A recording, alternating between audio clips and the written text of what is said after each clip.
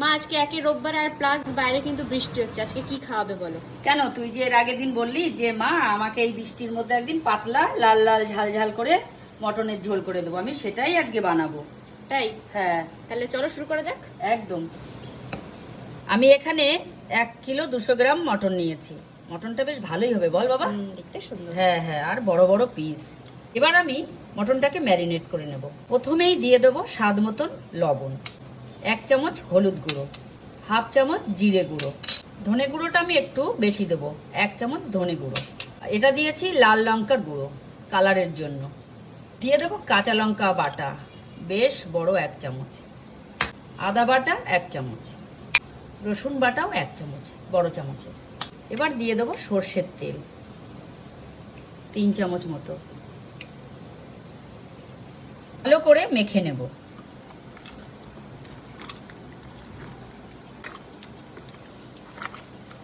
এবার দিয়ে দেবো টক দই 3 চামচ। ভালো করে মেখে নেব।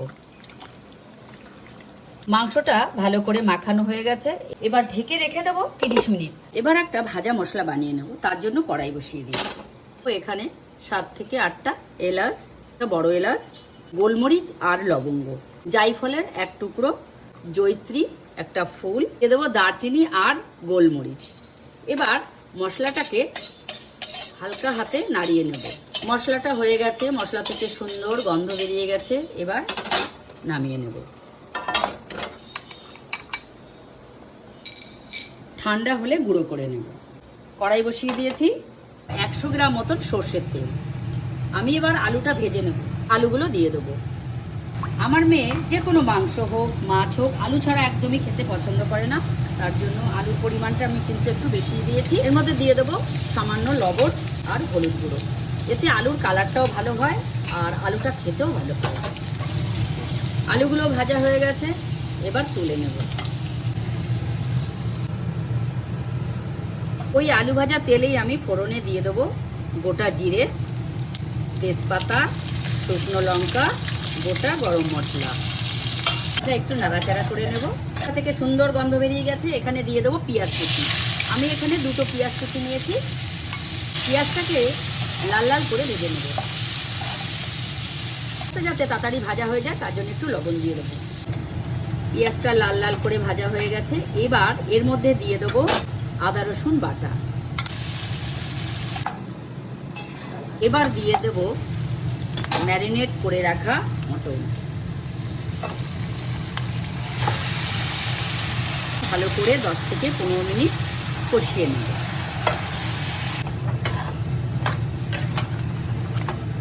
মাংস কষানো হয়ে গেছে, মাংসের গা থেকে তেল ছেড়ে দিয়েছে। এবার দিয়ে দেবো জল। আমি এখানে গরম জল ব্যবহার করছি।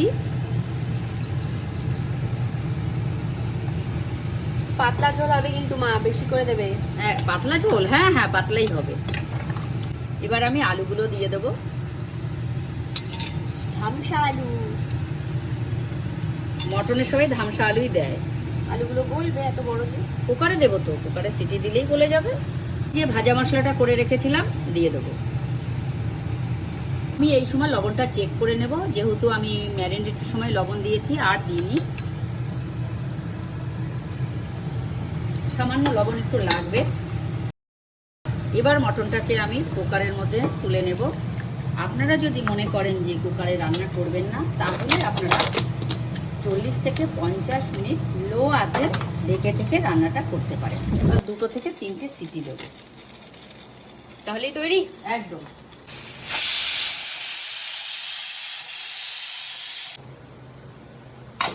মটন কিন্তু একদম রেডি। উহ কি সুন্দর কালার হয়েছে, দেখ মা।